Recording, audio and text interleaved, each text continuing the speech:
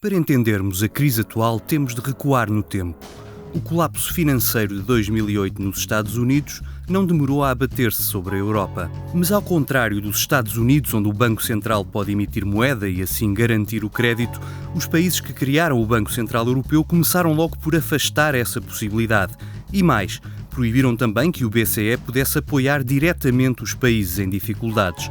Ou seja, os países do euro colocaram-se, por sua iniciativa, nas mãos dos bancos privados que especulam com a dívida desses países. E a partir daí outras escolhas foram tomadas, escolhas políticas que procuram condicionar cada vez mais a democracia, a escolha soberana dos povos, e um desses casos é o Tratado Orçamental, um tratado que é menos do que europeu, é intergovernamental, mas que ainda assim condiciona fortemente ao tentar incluir nas constituições dos diferentes países uma regra que impede qualquer medida anticrise, qualquer medida anticíclica e, portanto, que procura condenar os países que estão em maior dificuldade a ter que viver na austeridade permanente. O resultado não podia ser diferente. Proibido de emprestar ao Estado, o Banco Central Europeu emprestou a juros baixos aos bancos privados, os mesmos bancos que depois emprestaram aos Estados endividados a juros altos. Como se não bastasse, a União Europeia ainda impôs àqueles países os programas da Troika. Os chamados resgates destinaram-se sobretudo ao pagamento pelos Estados dos títulos da dívida e afundaram os países com uma nova dívida para pagar aos bancos a dívida anterior. O resultado da austeridade do nosso país é uma marca de enorme destruição.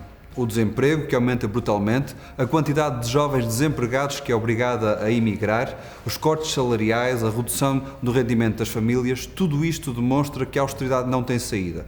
A pobreza aumenta ao mesmo tempo que aumenta o número de milionários, por isso a austeridade também traz uma enorme desigualdade.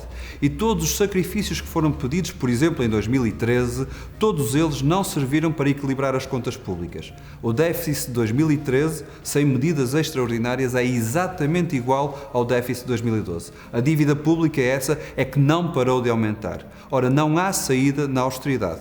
E que o Governo propõe para 2014 é um orçamento que agudiza todos estes problemas. No Orçamento de Estado português para 2014, o valor pago em juros da dívida é semelhante à soma das despesas com agricultura, ambiente, defesa, segurança, justiça e negócios estrangeiros. Se lhe acrescentarmos as rendas pagas pelas PPPs, o bolo total ultrapassa o que o país vai gastar com a educação ou a saúde no próximo ano. Nos anos seguintes, a fatura será ainda mais pesada. O que estamos a falar é de entregar aos bancos tudo aquilo que gastamos em saúde. E se hoje não podemos pagar salários porque é preciso pagar a dívida, se hoje não temos dinheiro para pensões porque é preciso pagar a dívida, é preciso que se entenda que esta chantagem nunca vai parar. Amanhã não vamos poder ter mais hospitais porque é preciso pagar a dívida. Depois de amanhã não vamos poder ter mais escolas porque é preciso pagar a dívida. Porque o rácio da dívida, o peso da dívida na economia, não se prevê que baixe nos próximos anos. Enquanto países como Portugal ou a Grécia se afundam, a Alemanha foi a principal beneficiária destes anos da crise na zona euro, acumulando excedentes orçamentais. No Parlamento Europeu foi aprovado, com apoio dos partidos socialistas, a retirada das ajudas comunitárias aos países que não cumpram as metas orçamentais e da dívida. Em vez de solidariedade, a União Europeia oferece castigo às vítimas das suas políticas e dos seus resgates envenenados.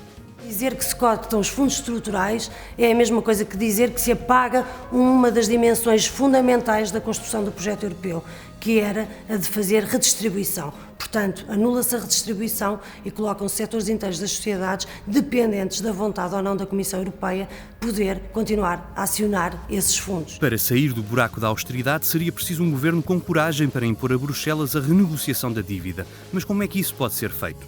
Em primeiro lugar, abrindo imediatamente o processo de renegociação com os credores privados e oficiais, protegendo os pequenos aforradores. Em segundo lugar, declarando uma moratória ao pagamento dos juros, que estão a sugar a riqueza que o país produz e a impedir o crescimento económico.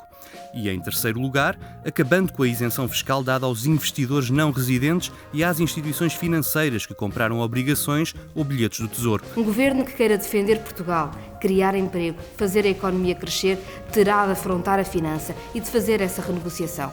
Para isso precisa de uma nova legitimidade e é por isso que precisamos de eleições. Um governo com mandato popular claro para defender o país, para resgatar Portugal da ditadura da dívida.